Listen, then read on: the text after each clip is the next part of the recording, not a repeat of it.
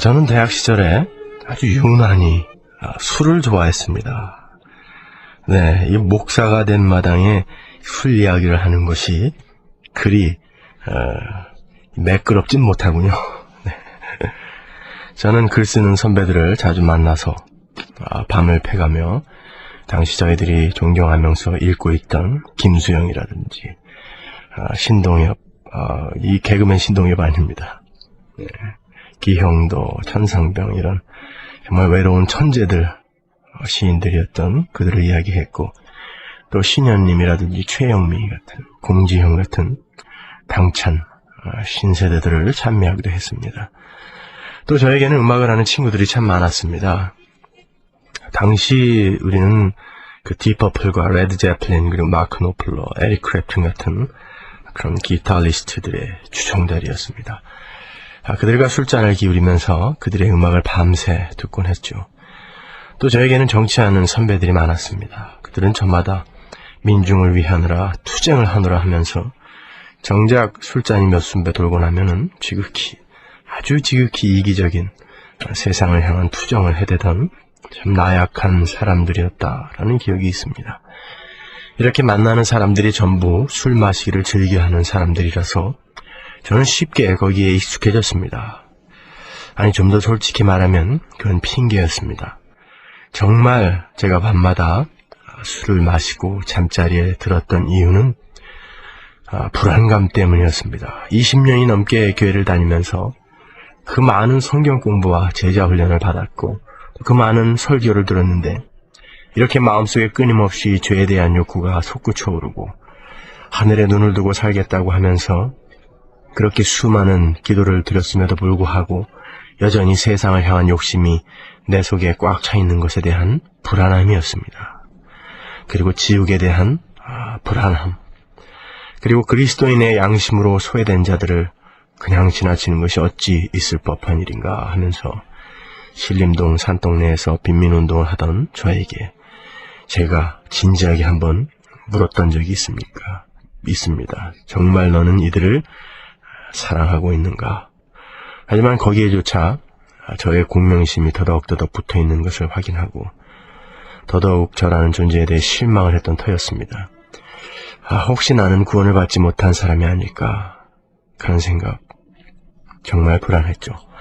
당시 저는 서울 남서울교회 청년부 회장으로 있었고 남들이 보기에는 정말 신앙이 좋은 청년이었습니다. 저는 주일학교 또 중등부의 교사로 오랫동안 저희 학교 대학의 교수님들과 함께 교사로 봉사하던 그러한 아주 남들이 보기에는 훌륭한 신앙인이었지만 밤마다 전 하나님께 버림받은 사람일지 모른다는 불안감에 쫓겼습니다.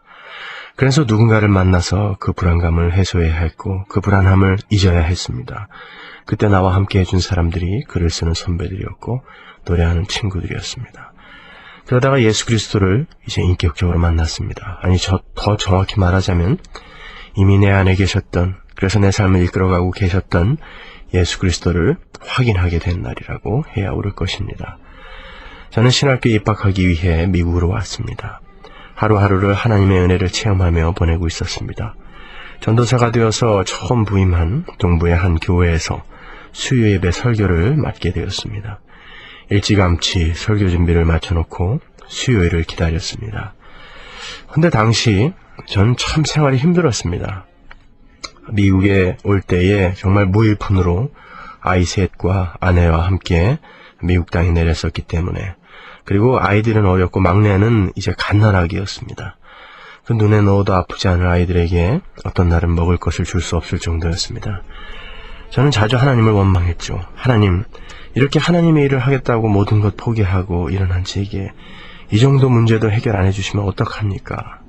그리고 이 미국 땅에 와서 거지처럼 푸스탬프나 받아서 살아가는 걸 보면 제가 아는 친구나 선배들이 절더러 하나님을 위해 일한다고 하더니 꼴 좋다고 조롱하지 않겠습니까?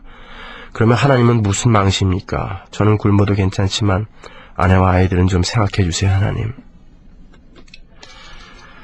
수요예배 설교를 하기 바로 전날 화요일이었습니다. 저는 동네 마켓에 들어가서 이기지 못하고 캔맥주를 하나 샀어요. 그걸 잠바 안에 얼른 집어넣습니다. 그 순간 가슴이 막 쿵쾅쿵쾅 뛰기 시작했어요. 그리고는 차를 몰고 얼른 저 아주사 산 꼭대기로 올라갔습니다. 아주 먼 거리를 달린 것 같아요. 주위에 아무도 없는 것을 확인하고 한 입에 그걸 다 털어놓습니다. 예전엔 뭐 말술을 마시던 사람이었기 때문에 그 정도야 뭐 음료수다라고 생각을 했었는데 오랜 시간 마시지 않았던 술이라 그런지 금방 몸이 힘들어졌습니다. 그리고 하늘을 한번 보고 중얼거렸죠. 하나님, 이래도 여전히 제 힘든 상황은 달라진 게 없네요. 하나님, 어떻게 해야 내 상황을 이길 수 있겠습니까? 하나님, 저 좀 도와주십시오. 그리고는 한참을 그 산 꼭대기에 있다가 내려갔습니다. 다음날 수요예배 설교를 하러 단에 올라갔습니다. 설교 원고를 가지고 올라가 섰는데 마음에 자꾸 어제 일이 걸렸습니다. 하나님의 말씀은 소망의 말씀이고 감사와 감격이 전해져야 하는데 이렇게 패배자의 모습으로 힘겨워하면서 거짓으로 전할 수는 없겠다 싶었습니다. 그래서 그 전날 일을 거기에 모였던 성도들에게 설교 전에 고백을 했어요. 여러분, 저는 어제 너무 힘이 들어서 예전처럼 술을 마시면 그 상황에서 잠시나마 도망칠 수 있을 것 같아서 맥주를 하나 사서 산에 올라가서 마셨습니다. 오늘 설교를 해야 함에도 불구하고 말이죠. 제가 맥주를 하나 마신 것이 하나님과 저의 관계에 무슨 큰 영향을 미치겠습니까만 하나님의 부르심이 있었을 때 저는 하나님과 약속한 것이 있었습니다. 그래서 가슴이 아픕니다. 지금부터 내게 오는 기쁨과 감격, 행복은 오로지 하나님으로부터 온 것이므로 하나님께 감사를 할 것이고 고통과 좌절, 실패가 오더라도 하나님의 응답과 하나님의 해결을 기다리겠노라고 절대 나의 방법으로 그것을 해결하려 하지 않고 또 나의 방법으로 해소하려 노력하지 않겠노라고 약속을 했었어요. 하지만 저는 어제 그 약속을 지키지 못했고 술을 마셨습니다. 그래도 여전히 상황은 나아지지 않았고 오히려 죄책감만 이렇게 듭니다. 여러분, 이 시간 저를 위해서 함께 기도해 주십시오. 그리고 저를 용서해 주십시오. 이렇게 이야기를 하고 난 직후에 울음이 터져나왔어요. 그리고 이런 생각이 들었습니다. 그 눈물이 터져나와서 울면서 난 도대체 하나님을 어디까지 신뢰하고 있는가? 내가 정말 하나님을 신뢰하고 있기는 있는가? 하나님이 나의 삶을 이끌어간다는 것을 믿고는 있는가? 아니, 난 그 순간 그리스도인이 세상에서 받아야 한다는 그 환난을 절대로 제 힘으로 견뎌낼 수 없는 자임을 확인했습니다. 그리고 그 자리에서 완전히 하나님께 항복을 했습니다. 그리고 이렇게 고백했죠. 하나님, 저는 하나님께서 제 인생을 하나님이 원하시는 그 장성한 그리스도의 분량까지 그 거룩을 이루어내시는 데까지 하나님이 끌어가시는 데에 단 1%도 보탤 수 없는 인간입니다. 부디 저를 불쌍히 여겨주시고 끝까지 버리지 마시고 이끌어가 주십시오. 저를 도와주십시오. 불쌍히 여겨주십시오. 그렇게 계속 기도를 드렸습니다. 설교를 시작했습니다. 설교 내내 눈물이 멈추지 않았고 유리창 너머에 저 아기방에서 막내를 업고 예배를 드리던 아내와 그곳에 있던 많은 성도들이 함께 눈물을 흘리며 그 예배를 함께 했습니다. 여러분은 어떠십니까? 하나님을 어디까지 신뢰하고 있으십니까? 아직도 세상에서 자신을 위로해 주던 것으로 여러분의 고민을, 상황을 해결하려 하진 않습니까? 우리 인생의 해답은 바로 예수 그리스도입니다. 그분만이 해답이고 해결책입니다. 어떤 것도 우리를 자유하게 할 수 없고 또 어떤 것도 우리를 평안하게 할 수 없으며 행복하게 할 수 없습니다.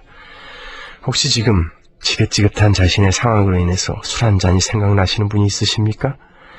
영원히 풀릴 것 같지 않은 문제 때문에 가슴이 답답해서 담배 한 대 피워 물고 싶은 분이 있으십니까? 여러분, 일시적인 진통제는 상처를 더 골마 터지게 만들 뿐입니다. 예수 그리스도께 가십시오. 그리고 예수 그리스도를 공부하십시오. 여러분, 영생을 알고 천국을 알고 지옥을 알고 자신을 알고 자신이 어떤 불가능한 존재임을 알고 그럼에도 불구하고 우리에게 부어진 은혜가 명확하게 마음속에 확인되어질 때야 그 모든 문제가 녹아내릴 겁니다. 영생은 곧 유일하신 참 하나님과 그의 보내신 자 예수 그리스도를 아는 것이기 때문이죠. 자유하십시오, 여러분.